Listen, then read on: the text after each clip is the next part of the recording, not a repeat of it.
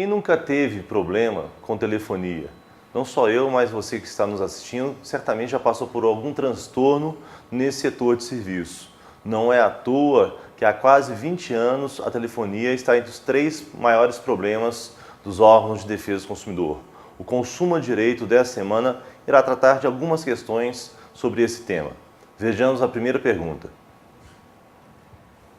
Se eu tiver que cancelar meu plano de telefone, eu sou obrigada a pagar a rescisão? Essa é uma pergunta corriqueira, exatamente sobre o cancelamento do plano de telefone e tem uma multa em relação a isso. O que acontece é que algumas operadoras fazem a chamada fidelização, ou seja, fazem um contrato com o consumidor exigindo que este permaneça pelo menos 12 meses ou até mesmo 1 ano e meio ligados à operadora.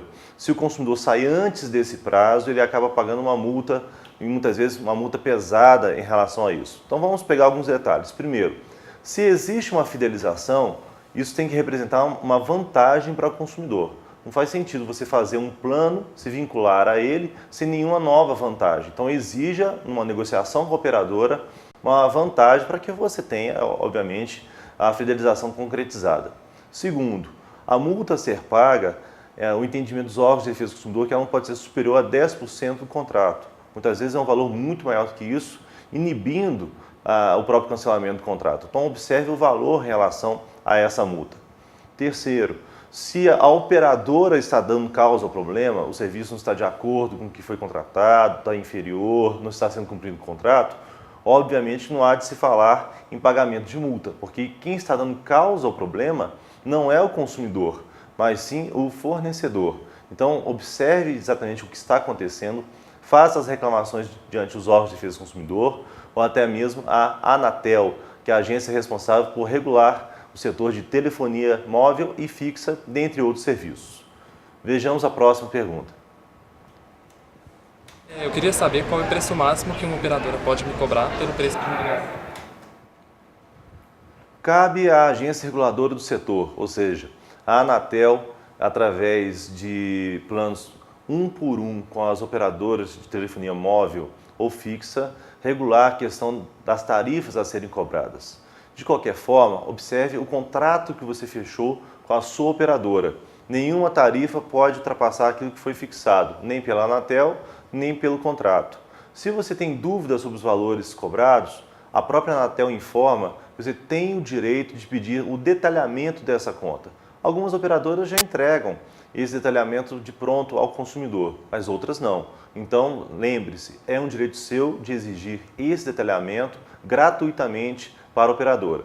Só lembro que esse detalhamento se refere aos 90 últimos dias do seu consumo de serviço em relação à operadora fixa ou operadora móvel. Vejamos a próxima pergunta. Eu queria saber o que eu faço quando uma operadora cobra por um serviço que eu não contratei.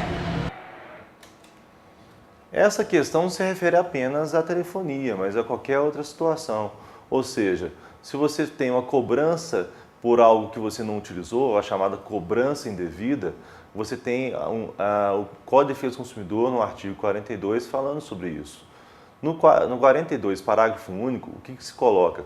Se há uma cobrança indevida, você tem o direito à restituição em dobro do valor pago indevidamente. Então vejamos, na verdade, essa restituição em dobro se refere a valores pagos. Então a simples cobrança não gera o direito à indenização em dobro do valor que está sendo cobrado indevidamente.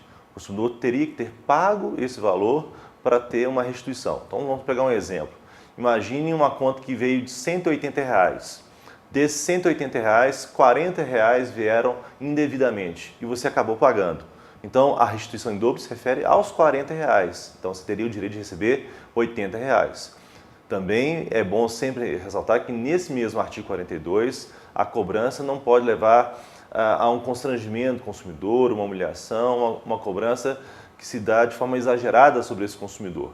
Então observe tudo isso e faça as suas reclamações diante dos órgãos de defesa do consumidor, da Anatel ou até mesmo no judiciário, se assim for o caso. Esse foi o Consumo Direito dessa semana. Qualquer sugestão de pauta ou qualquer outra dúvida, entre em contato com as nossas mídias sociais ou pelo e-mail que se encontra em nossa tela.